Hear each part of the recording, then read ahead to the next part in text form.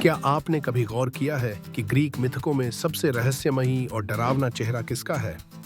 देवताओं की कहानियों में ताकतवर योद्धा, खूबसूरत देवियां और खतरनाक राक्षस सब मिलते हैं, लेकिन मेडुसा वो अलग ही थी।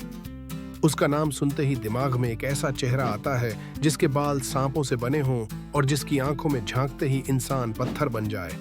लेकिन क्या मेडुसा हमेशा से डर की प्रतीक थी? नहीं, असल में उसकी कहानी सुंदरता से शुरू होती है। ग्रीक मिथकों के मुताबिक मेडुसा एक बेहद खूबसूरत युवती थी, इतनी सुंदर कि देवताओं तक की नजर उस पर पड़ती थी। कुछ कहानियां कहती हैं कि वो देवी एथेना के मंदिर में पुजारिन थी, लेकिन फिर कुछ ऐसा हुआ जिसने उसकी जिंदगी पलट दी। एक अभिशाप जिसने उसकी सुंदरता को डरावनी शक्ल में बदल दिया। कहानी अलग अलग रूप में मिलती है।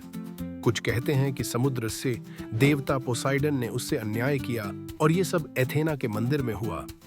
एथेना क्रोधित हुई और उसने मेडुसा को शाप दे दिया। उसके बाल जहरीले सांप बन गए और उसकी आंखों की ताकत ऐसी हो गई कि जो भी उसकी ओर देखेगा पत्थर बन जाएगा। सोचिए, एक ऐसी लड़की जो कभी सुंदरता की मिसाल थी, अब अकेली और खौफनाक बन गई। क्या ये न्याय था या सत्ता का खेल? लेकिन मेडुसा की कहानी यही नहीं रुकती। वो गॉर्गन नामक 3 बहनों में से एक थी और उनमें सबसे प्रसिद्ध। उसकी 2 बहनें अमर थीं, लेकिन मेडुसा नश्वर थी, यानी उसे मारा जा सकता था। और यही कहानी का अगला मोड़ है। हीरो पर्सियस को राजा ने आदेश दिया, मेडुसा का सिर लेकर आओ। पर्सियस को देवताओं ने मदद दी। हर्मीस ने उसे पंखों वाले सैंडल दिए, हेडिस ने अदृश्य होने वाला हेलमेट और एथेना ने एक चमकदार ढाल। उस ढाल में देखकर पर्सियस ने मेडुसा का सिर काटा।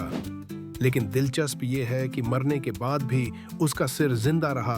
उसकी आंखों की ताकत अब भी वैसी ही थी। देवताओं ने उस सिर का इस्तेमाल हथियार की तरह किया, यहाँ तक कि एथेना ने अपने ढाल पर मेडुसा का चेहरा सजाया।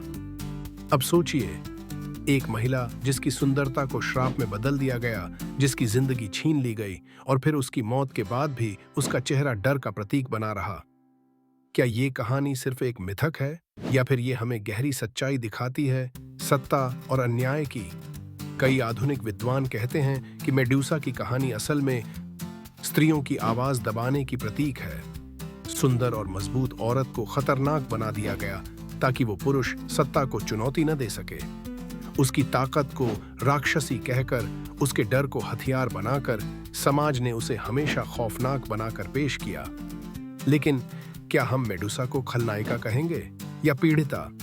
मेडुसा का चरित्र इतना जटिल है कि आज भी लोग उसे अलग अलग तरीके से देखते हैं। कुछ उसे राक्षस मानते हैं, कुछ उसे मासूम मानते हैं जिसे देवताओं ने गलत ढंग से सजा दी, और कुछ उसे नारी शक्ति का प्रतीक मानते हैं, वो जो डराती है क्योंकि उसमें सच बोलने और विरोध करने की ताकत है।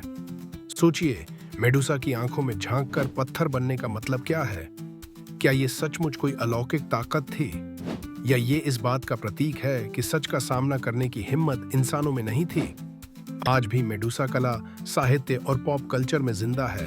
फिल्मों, किताबों और मूर्तियों में उसका चेहरा दिखता है, डरावना लेकिन आकर्षक। वो हमें याद दिलाती है कि हर कहानी सिर्फ सतह पर नहीं होती, उसके भीतर भी एक सच छिपा होता है। तो अगली बार जब आप मेडुसा का नाम सुने तो याद रखिए, वो सिर्फ एक राक्षस नहीं थी। वो कभी एक सुंदर युवती थी जो सत्ता और अभिशाप का शिकार बनी। और शायद उसकी आंखों का डर हमें यही सिखाता है कि सच्चाई से नजरें मिलाना आसान नहीं। अब मैं आपसे पूछता हूँ, आपके लिए मेडुसा कौन है? एक खतरनाक गॉर्गन या एक अन्याय का शिकार महिला?